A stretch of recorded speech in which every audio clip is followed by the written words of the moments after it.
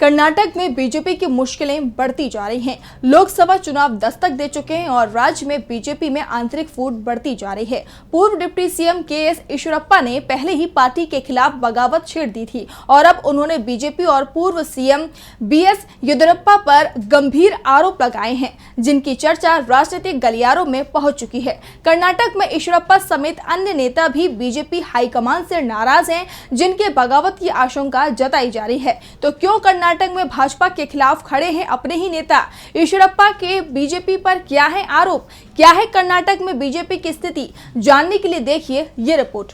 कर्नाटक में सियासी घमासान छिड़ गया है।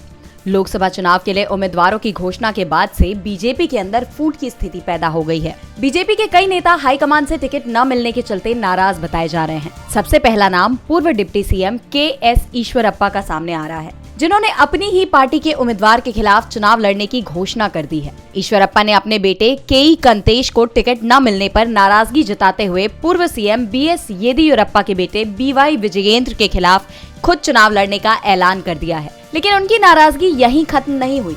उन्होंने बीजेपी पर गंभीर आरोप भी लगाए हैं। मीडिया से बातचीत के दौरान उन्होंने कर्नाटक में बीजेपी की स्थिति को बेहद खराब बताया है। उन्होंने बीजेपी और येदियुरप्पा पर परिवारवाद का आरोप लगाते हुए कहा, मोदी जी कहते हैं कि कांग्रेस पार्टी एक परिवार के हाथ में है, लेकिन कर्नाटक भाजपा में भी यही स्थिति है। कर्नाटक भाजपा पर भी एक परिवार का कब्जा है, हमें इसका विरोध करना होगा। बगावत करने वालों में ईश्वरप्पा के अलावा और भी कुछ नेताओं के नाम सामने आ रहे हैं, जो पार्टी हाईकमान से नाराज हैं, जिनमें पूर्व मुख्यमंत्री डी.वी. सदानंद गौड़ा, भाजपा विधायक कराडी सागन्ना, पूर्व मंत्री जे.सी. मधुस्वामी का नाम शामिल है। कयास लगाए जा रहे हैं कि ये नेता जल्द ही पार्टी से बगावत कर सकते हैं। कुछ नेता तो कांग्रेस के संपर्क में भी बताए जा रहे हैं। जल्द ही घोषणा के अनुमान लगाए जा रहे हैं। कर्नाटक में एक तरफ कांग्रेस मजबूत हो रही है, तो दूसरी तरफ बीजेपी बिखरती हुई नजर आ रही है।